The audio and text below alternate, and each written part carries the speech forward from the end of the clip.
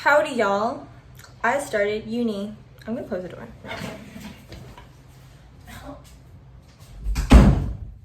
I just rolled the chair like all over my feet, which is super fun. Anyway, hi y'all. I just started uni, which means that I'm gonna start making YouTube videos again, hopefully consistently. I saw some guy in my comments going, I thought you were doing this. Where did the rest of the videos for that go? And it's because I'm inconsistent and lazy. But this is the first one of uni because I do think I'll do them consistently if it's my university, mainly because I'm told every single week what the content will be.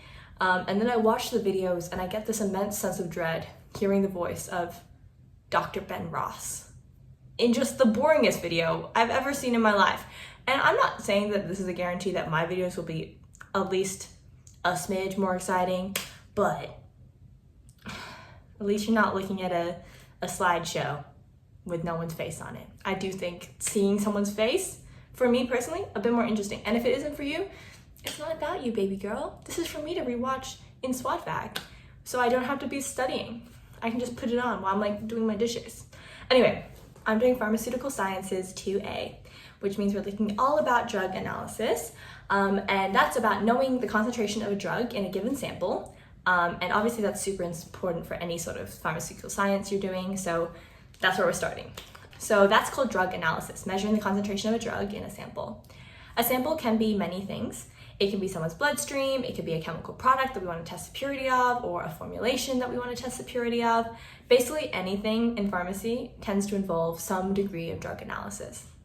Let's say we have a hypothetical where we have 100 bottles of children's ibuprofen, and as part of quality control, I've worked in quality control before, not to brag, of clothing, not the same thing, but as part of quality control of this ibuprofen, I need to make sure that I have the right concentration of ibuprofen in every single one of these bottles. And that would require drug analysis because I have to measure the concentration of drug in each of the bottles.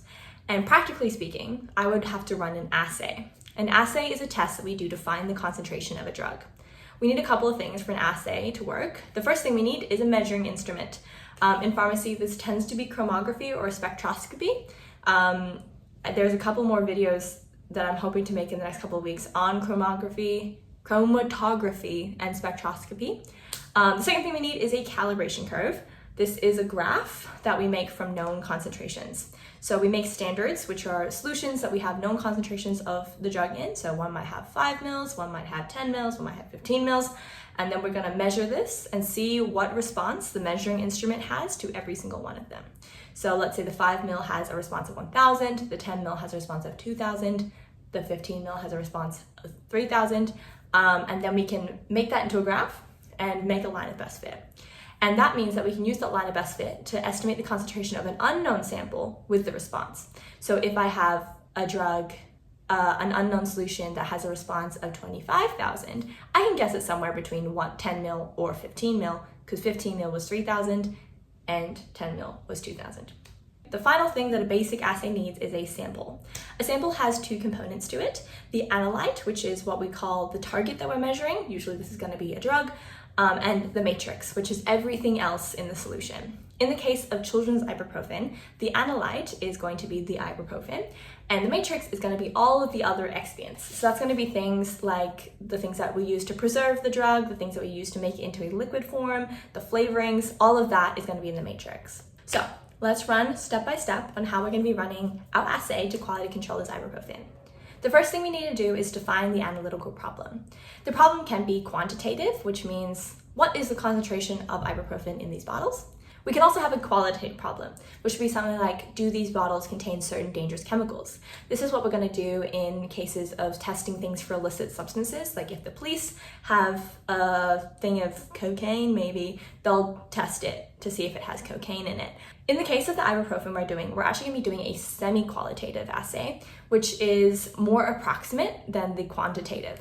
So in the case of the ibuprofen, we're going to be testing whether the concentration of ibuprofen in the bottles falls within a 5% range of the concentration that is advertised on the bottles. So this will be 10 milligrams per milliliter. Okay, now we have our analytical question.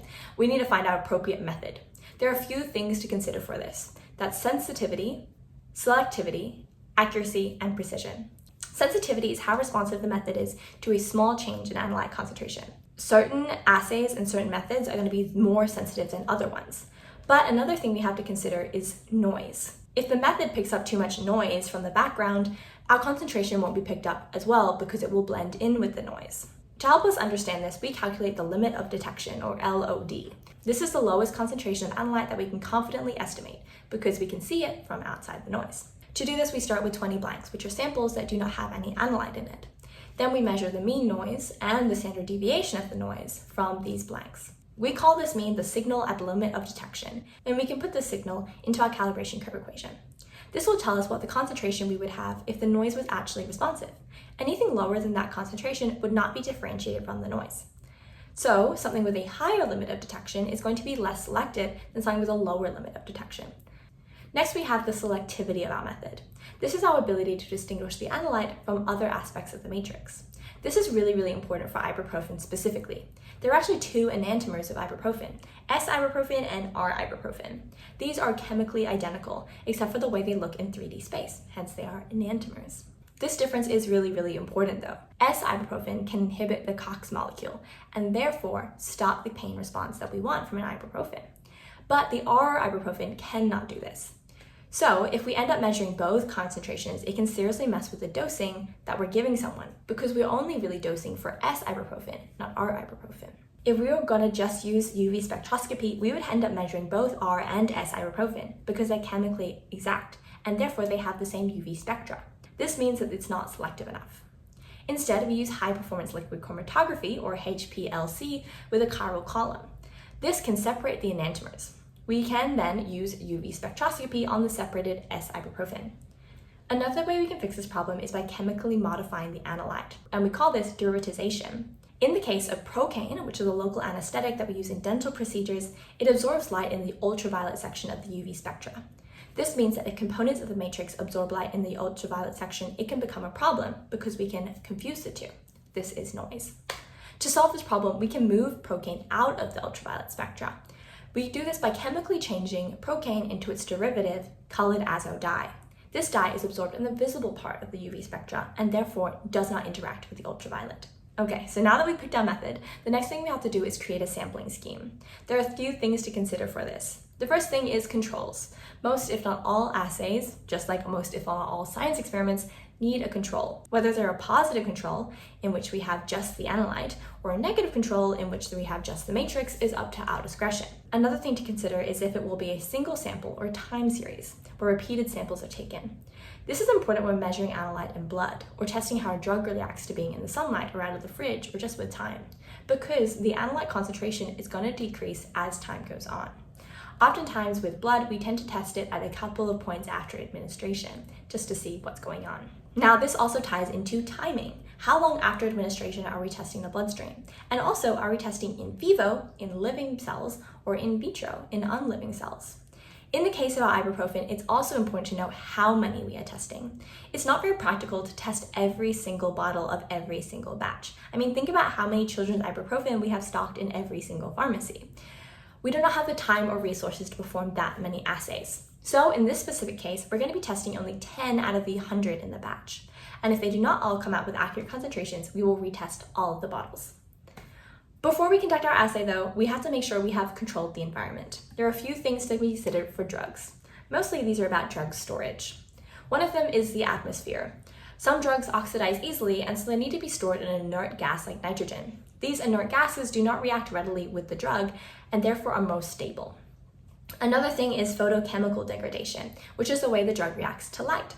We can store these drugs in dark rooms and often they're stored in dark bottles as well. We also need to consider the pHs. This will require a buffer solution if the pH is too unstable, and also the temperature. Higher temperatures tend to lead to higher rates of degradation, and so often these drugs will have to be stored in the fridge. So we're finally ready to conduct our assay. We have to follow the standard operating procedures of the method.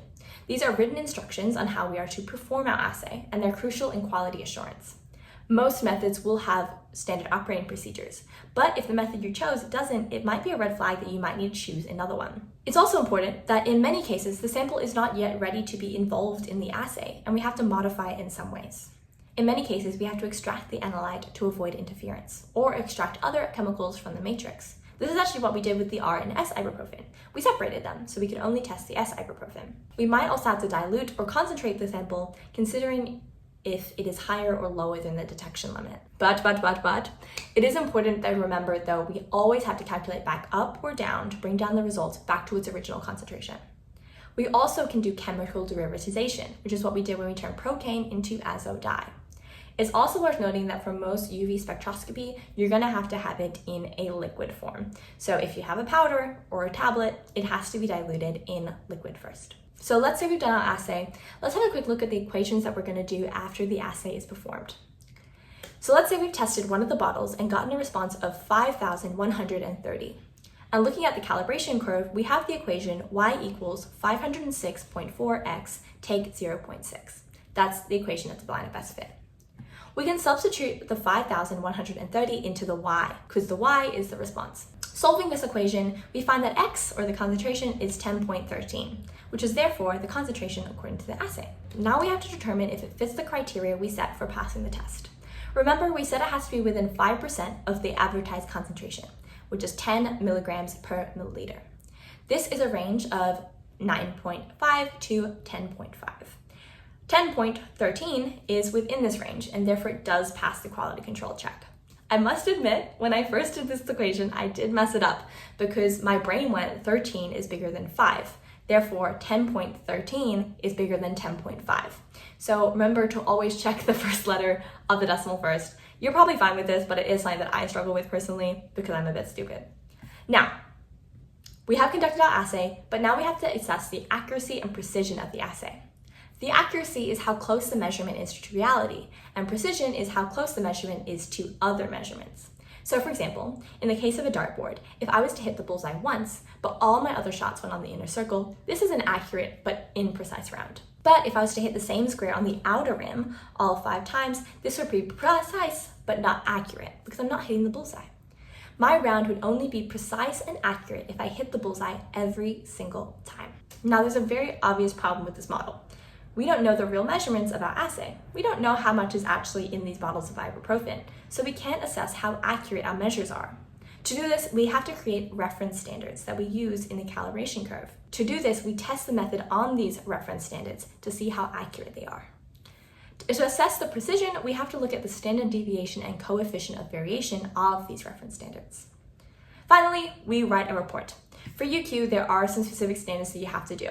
1, it can't be written in pencil. Only pen, baby. Or typed. I personally think I'll type mine. It cannot have raw data, only means or another appropriate summary. It should have a table or a graph, and there should be an appropriate amount of significant figures on every single figure. That's it, baby. That's it. Thank you.